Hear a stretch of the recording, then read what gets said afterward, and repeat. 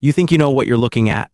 The CEO's voice sliced through the hush, each word carefully measured. She flicked her gaze at him, then the stack of papers in the middle of the long table. Chairs were half-turned, attention thick, restless. I'm asking you, are you going to take responsibility for this? He set the record down, fingertips lingering just enough to steady it. Numbers don't lie, but people do. Her breath caught, barely audible. That isn't an answer, she said, voice clipped.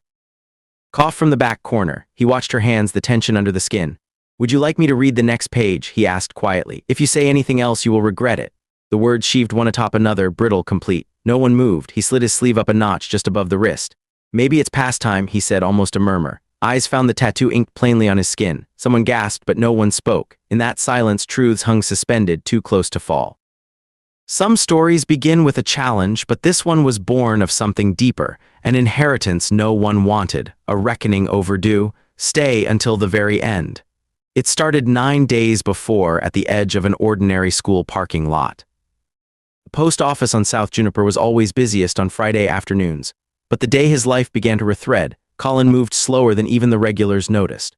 Gray postal uniform, a name badge clipped half-cocked on his pocket, letters bundled under one arm and a sag in his left shoulder that matched the week's fatigue.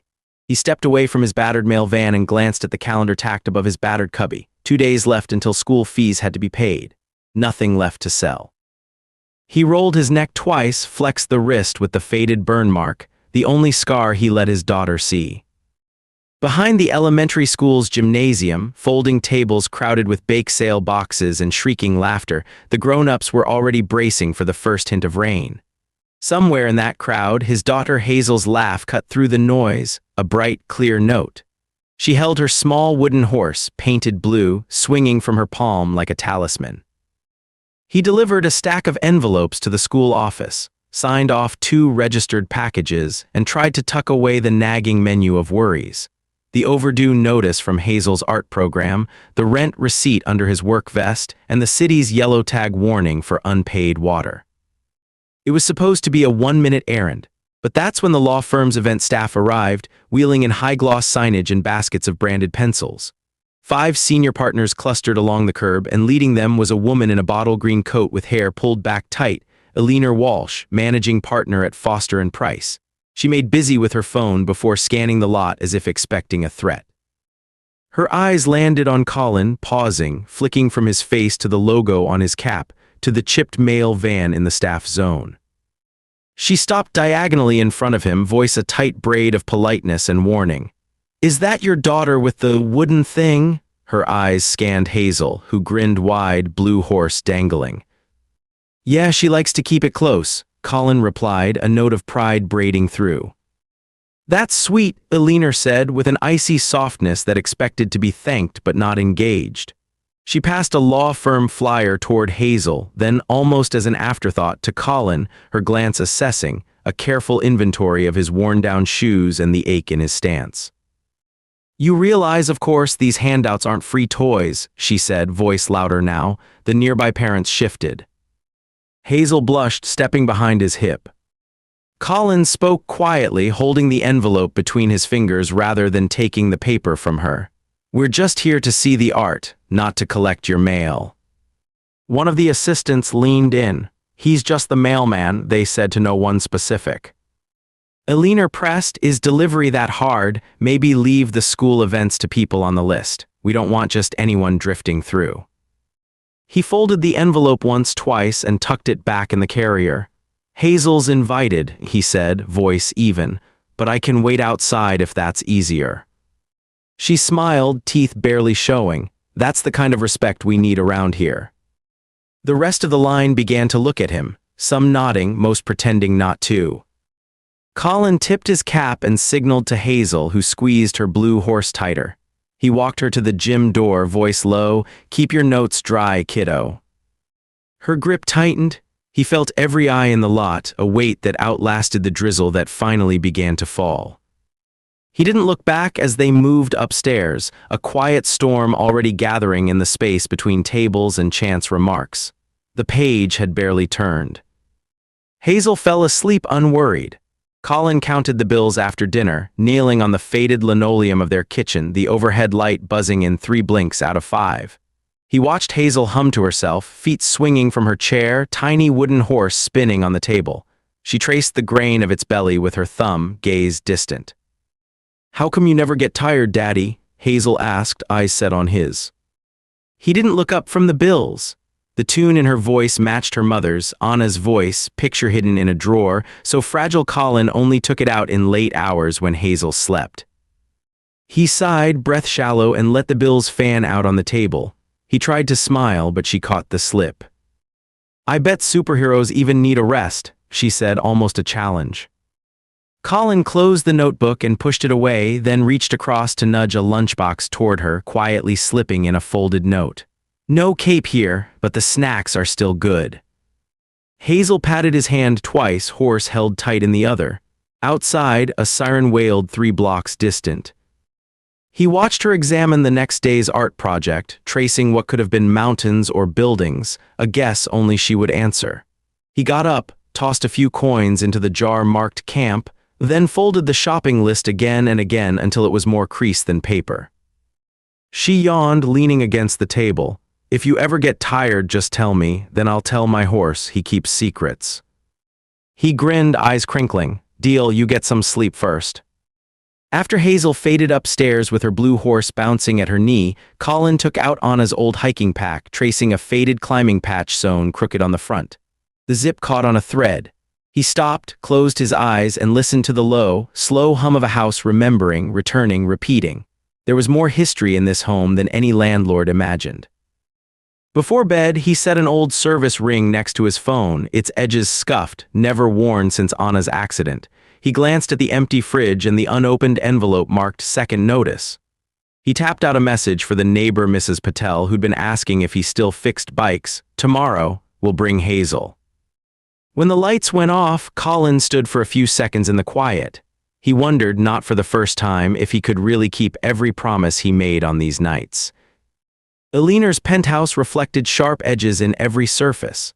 The river was just light through glass, the rest a sequence of tasks displayed on her tablet, reminders dotting her inbox. She scanned 5 emails at once, flagged 3 legal summons for her team, and gripped the armrest each time the board pinged. Quarterlies down again, committee meeting at dawn. "Put the call through," she instructed with a flick, not looking up at her assistant. "Yes, Miss Walsh." The assistant barely made a sound, clipboard pressed to chest. "Remove the price proposal from my calendar. Board must see improvements, no exceptions." The assistant nodded, edging out, her own expression unreadable. Eleanor set her phone down next to a crystal glass, her reflection warped in the half-inch of water left behind. A framed portrait of her as a child, shoulder beside a silver-haired father, floated over her workspace, the man's face worn by memory, not years. She tapped it once as if to check it for cracks. In a folder's edge, a board memo blinked. "Expect Q3 results, interim partner review, retention concerns." Pressure was normal. But this year it felt surgical, her name penciled with invisible demands. A single call from the board chair could reroute everything, and her team's top earner had just resigned. She ran her thumb along the edge of her tablet as if willing it to cut. She dialed a number, voice only steady through will. "Get me personnel files, recent and old. Focus on the people who have been seen at primary events." A man's voice crackled. "Looking for trouble or just more staff, Eleanor?" "All the same in the end," she replied. "Be quick." Alone, she exhaled, smoothing her pencil skirt. The silence was exact. No one asked her what she wanted, only if the results would be there by deadline. A private alert pinged. She read the board's summary. "Delivery staff caused a commotion after being present at unauthorized locations. Per your request, advise if further steps should be taken." She stared out over the city, past her own reflection, past the numbers dancing on glass. The only thing heavier than expectation was not knowing who might let you down first. She turned back at last, gathering her coat over one arm. "Check the school guest log," she instructed her departing assistant. "Send me anything unusual." The glass door clicked shut, and the penthouse returned to shadow. A week later, the annual city audit brought VIPs from every corner. Eleanor presided over the law firm's review session in City Hall, her team of accountants seated neatly in rows. The talk in the halls, unpaid fees, property liens, rumors of a city project about to be auctioned if certain departments didn't resolve their ledgers. Colin was there to deliver registered letters. He arrived as the legal team wrangled over budget lines, half the accountants hunched over ledgers and coffee. One screen flickered between slides, red-marked numbers stuttering at the top of the page. A mild panic shimmered behind the suits.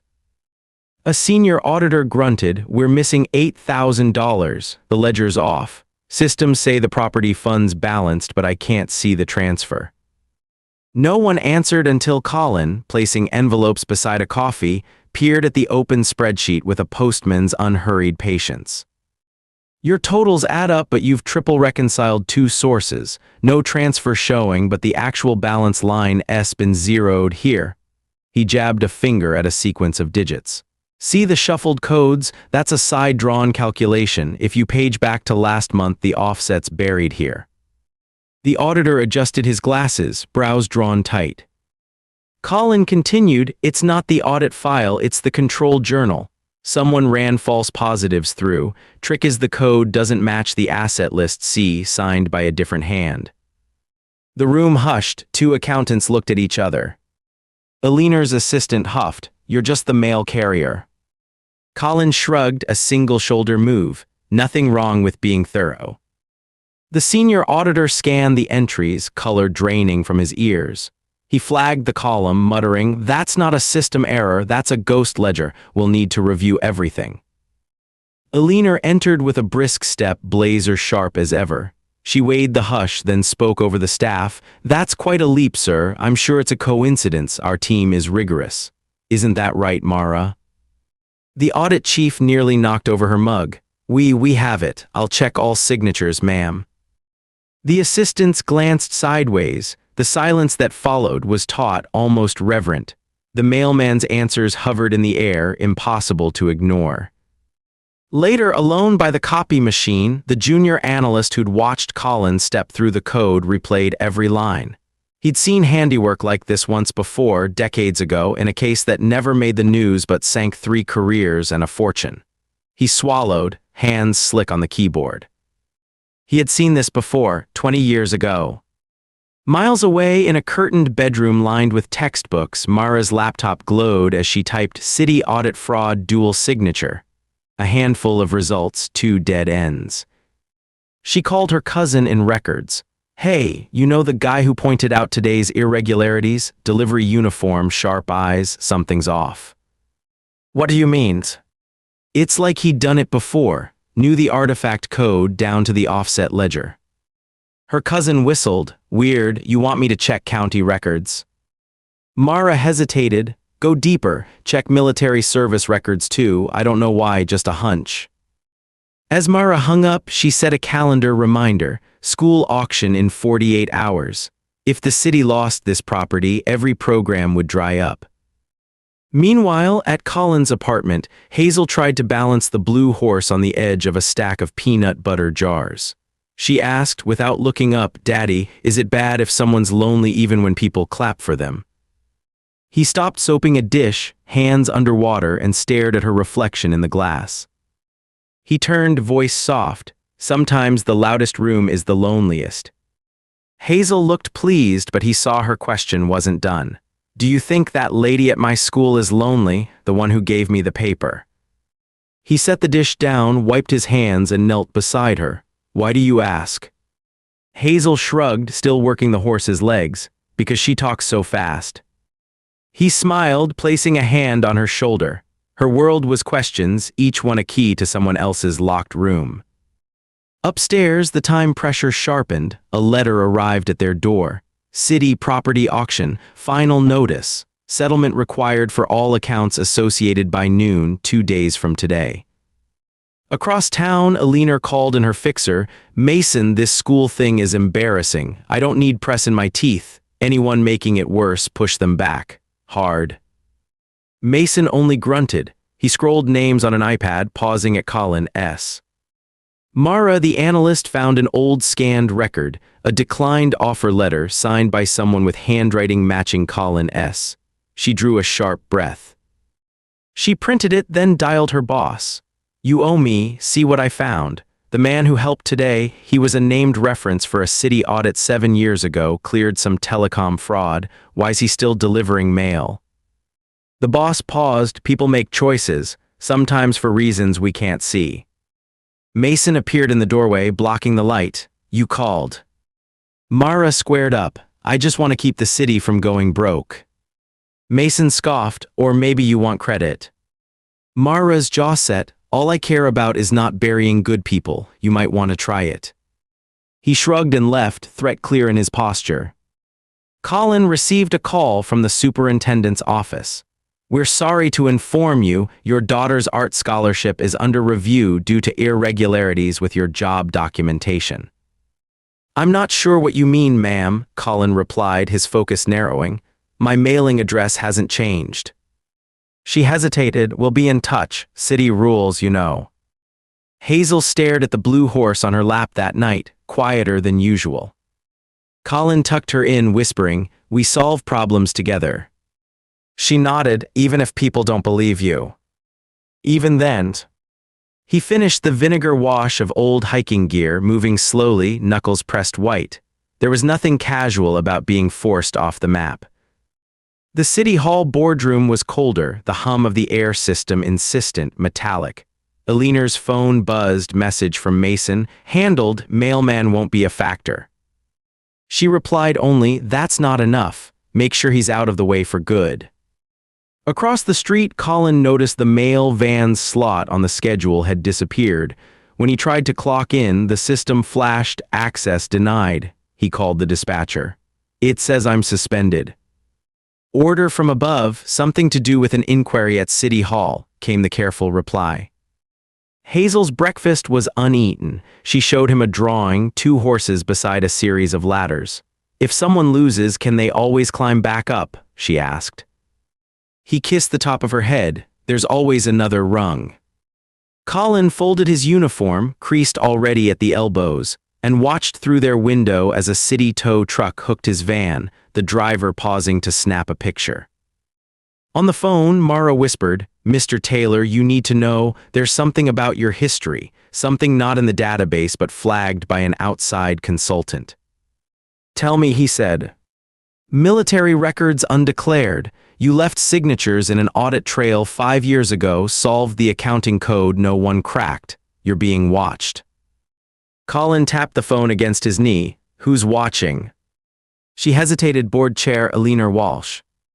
Hazel's teacher sent a note.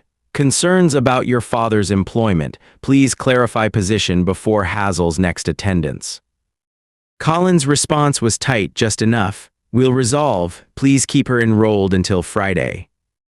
He sat across from Mara at a bakery's back table that evening, the only customers at that hour. Mara's voice was low. If you want payback, I can get you in front of the board, but you have to agree to tell the truth, no matter how ugly. Colin hesitated. I don't want money, I just want my kid's art program paid for, and the school safe for kids like her. You'll get both if you're willing to finish what you started, she said quietly. He sipped his coffee, the taste bitter. Hazel waited at home, drawing another rung on her paper ladder. He should not have made this her problem. The boardroom crackled with tension, every chair occupied, techs setting up a single monitor at the center. Eliner stood at the head, face impassive. The board chair gestured for quiet. Thank you all for assembling. We have issues of both retention and integrity today. At the far end, Colin entered, no badge, sleeves rolled up, scruffy beard trimmed sharp at last. The eyes that caught his noticed the line of his jaw, the neatness of his shirt cuffs, the service ring now worn on his left hand. Mara entered behind him, clutching a sealed brown folder. He stopped, feet squared. You wanted an answer about today's missing funds, he said, calm. Eliner's jaw set. You're not part of this meeting. Board member Ochoa interjected, on the contrary, Miss Walsh. He is the only one who solved both the current and historic deficits in less than a minute. You should listen. Eliner flicked her hand. Anyone can see a calculation error, he's temporary staff. Mara spoke, setting the folder on the table. There's more. Please review these documents before you proceed, ma'am. The board chair opened it, a copy of the declined city appointment, stamped with a classified military notation and a photograph half-creased. Colin, in uniform, next to an official at a city audit from years back. Eleanor took a step back, hand gripping the chair. The veins along her wrist went white. Ochoa continued, tone precise. Mr. Taylor never sought attention, but he served on both domestic and foreign assignments attached to joint task forces on financial forensics. Our city owes him for his previous investigations. We have cross-referenced his audit code. It saved $10 million, money that built the school and the center in question. The room went silent, reporters' notebooks at the ready paused mid-sentence. Mara coughed, her voice barely a thread. Would you like me to play the service record? Eleanor shook her head, eyes fixed on the floor. Colin spoke, voice soft but clear. Numbers don't lie, but people do. She gasped, barely audible, a note of loss instead of command. He loosened his sleeve, displaying the military tattoo, a string of coordinates mapping the city's school district. Those coordinates were inked nearly a decade ago, matching the date Hazel was born. A single gasp escaped from the gallery. I never asked for the seat. You took it from me, he said. Eleanor's mouth moved, words caught behind her teeth. You think you know what you're looking at? She asked, brittle. His eyes didn't leave hers. Maybe it's past time. The room held its breath. Even truth waits for silence. 6 months later, the school lunchroom was loud with new paint on the benches and rowdy laughter that trailed toward the fields. Hazel sat at the end of the table, blue wooden horse set beside her lunch. She opened her sandwich and found the note tucked in by her father. Ask all the big questions. You already know most answers. Outside, Mara wrangled paperwork at her new post as the city's director of audit integrity. The art program enrollment list had doubled. The board chair's email still arrived before dawn, but now with thanks, not warnings. Hazel handed her father the wooden horse as he picked her up, her eyes hopeful. You look less tired this week, Daddy. He smiled, shoulders relaxed. Climbing gets easier when you know the way. She thought for a moment, do you ever feel like someone else's loneliness is loud? He paused, kneeling to her height. Sometimes, but it doesn't mean we're alone. They walked toward the playground where laughter chased them, the past already dimming behind. Some reckonings arrive dressed as ordinary days, tracing their shadows quietly until the right eyes see what everyone else missed. In that space between accusation and truth, dignity stands or falls on who finally speaks the silent, necessary word. And when that moment comes, it seldom raises its voice. On the first Saturday of June, with the city's heat clinging to the concrete, Colin stood before the half-finished community mural, paint flecks clinging to his forearms. Hazel splattered a sky-blue sun on the far corner, her tongue poked out in concentration. A crowd of parents, teachers, and kids rotated through, trading brushes and sandwiches, each one making the wall brighter, less guarded. Dad, hand me the orange, Hazel called, palm outstretched. He grinned, passing the cup. Her old blue horse stood sentry at the curb, watching the transformation, paint chipped but spirit undimmed. Mrs. Patel from downstairs arrived with a thermos of chai. Hazel, did you draw that mountain too? She asked. Hazel nodded, proud, and my friend drew the ladder. It goes over the tallest part. Colin finished the turquoise outline above the community center's window. He caught Mara waving from the sidewalk, her canvas satchel weighted with clipboards. She tilted her chin in greeting. Never thought I'd see you paint, she teased, stepping close. Audit skills have their limits. He shrugged. Turns out, coloring inside the lines wasn't always my strong suit. Not everyone colors inside, Mara offered, watching Hazel dot clouds across the top edge. City's better for it. Oh, hey, she handed him an envelope. Reinstated, benefits, retro pay, the works. The board finally figured out that oversight in hiring records after a few gentle nudges. He took it, something tight he'd been holding in his chest unwinding just a little. What about the legal side? Eleanor's on sabbatical. The board decided she needed perspective far away from year-end reports. They're calling it a realignment. Mara's voice was soft. The city won't forget what she did, but they won't let her bury anyone else. A group of kids swept past, laughter bright as pinwheels. Across the playground, the new principal taped fresh art class sign-ups on the door. Every kid, no matter what, the flyer read. Sliding scale, no questions. Hazel finished her sky, setting the cup down and brushing her hands on Colin's pant leg. I drew the horse at the top, she announced, so it can see the whole city. Mrs. Patel grinned, hugging Hazel's shoulder. You'll give everyone ideas, little one. Colin squinted upward. Looks just like your old one. Hazel nodded seriously. Except this one's for everyone who ever lost their place. They can climb up and see it too. A silence followed, thick with pride and something unsayable. Mara stepped aside as Alina emerged along the sidewalk, her hair loose, expression raw, dressed simply for once. She paused, uncertain, as if trying to measure the right to even step closer. Hazel, too young for grudges, simply waved. Hi. Alina managed a faint smile. It's beautiful, she said, voice stripped of its former armor. I didn't see the whole picture before, not all the colors. Colin didn't reply at first. He wiped his hands, then gestured to an empty brush. Always room if you want to turn. Alina hesitated, scanning faces. With a stiff exhalation, she took the brush, dipping it into the orange like Hazel had. Maybe just a little, she said, kneeling at the lowest rung of the painted ladder. Careful, uncertain, she painted one step, then another. Hazel watched, eyes wide, before whispering to Myra, she looks less lonely now.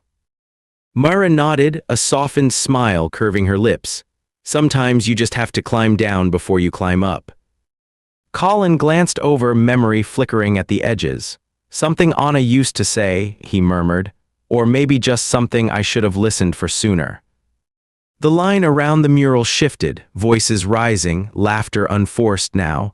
Old arguments seemed to fade with each new color. Hazel leaned into Colin's side. Are we finished? He squeezed her shoulder. Never really finished, but that's the good part. There's always more wall to paint. In the hush that followed, the city felt new again, less heavy, less fixed. High above, the blue horse surveyed ladders, mountains, rooftops, and the beginnings of a path curling toward tomorrow. That evening, with the mural drying in the twilight, Colin and Hazel walked home past the playground. A breeze caught the edge of Hazel's drawing tucked in her backpack. One horse, many ladders, a patchwork sky. She turned to him as she always did, her last question ready. Dad, if numbers don't lie, but people do, how do you know who to believe? He squeezed her hand, guiding her across the last stretch of sidewalk. You listen for what doesn't change, kindness, the real kind, and you watch for who climbs back even after they fall. Hazel nodded, satisfied, as if she already knew. The sun slipped below the city's edge, painting old scars gold. Above the rooftops, on painted ladders and among small, brave horses, tomorrow waited, quiet and unafraid. And for the first time in too long, Colin believed he could meet it as himself. Sunday morning seeped in with a velvet hush, the sort that made everything seem possible. Colin let himself sleep until Hazel patted in, blue horse tucked beneath her arm, ponytail askew. Dad, wake up, they're doing free art on the sidewalk. Can we go before breakfast? He cracked one eye. Sidewalk art before waffles, that might be against city code. She grinned, half daring. It's not, Mrs. Patel said there's prizes, and Mara will be there to judge. Colin rolled upright, wincing at a stubborn knot in his back. Okay, but I'm putting syrup on your chalk if you draw on my shoes again. Hazel bounced ahead, already halfway down the hall. Deal, she called, voice like morning. It was only a 3-block walk, the city's summer breath-warming pavement and people alike. Outside the community center, children swirled rainbows and ladders across the concrete. The smallest ones, shoelaces untied, hair flying, chalked horses, suns with wild rays, tiny mountains with rungs coiling to the sky. Hazel knelt beside a chalk box. For a while, Colin just watched, the easy pact that children have with color and possibility. Mara clapped as the first ribbons were handed out, and Colin noticed Alina quietly helping tape name tags onto the kids who needed help spelling. Her movements were gentler than before, no cell phone in sight. Hazel was at work, tongue poked out, drawing a pair of horses side by side at the top of a scribbled blue hill. One had a ladder running through its tail, the other wore a crooked crown. Mara approached with a clipboard, smiling wide. "Hazel, why 2 horses today?" Hazel shrugged, shy. "For anyone who's scared of heights, one climbs and one waits, that way no one's alone." Colin watched something settle in Mara's eyes, a relief older than paperwork. "Good answer," she said softly. Elinor lingered on the sidewalk's edge. She started to turn away, then stopped. For the first time, she met Colin's gaze not as a challenge, but as simple acknowledgement. "Hazel draws what most people overcomplicate," she admitted, voice clear but tired. "Maybe I should have spent more time coloring outside the lines." Colin shook his head. "We just try not to erase the good bits." "You're staying with the city then?" Elinor asked, tentative hope laced through. He nodded, letting his smile reach his eyes. "As long as Hazel paints ladders and blue horses, I think I'll find the work." She looked down, then almost bravely smiled back and left. There was space now for both of them. By noon, the sidewalks were alive with laughter and color. Hazel skipped back to Colin, clutching a ribbon third place, but her smile outshone gold. "I drew a ladder on your name badge," she whispered, showing him the tiny blue mark on his chest. "So you can always find your way here." He tousled her hair. "That's all I'll ever need." They walked home hand in hand, chalk dust trailing from Hazel's fingers, still planning out colors for next week's mural. For the first time in years, the path ahead was not a reckoning, but an invitation. More paint, more ladders, more ways forward together.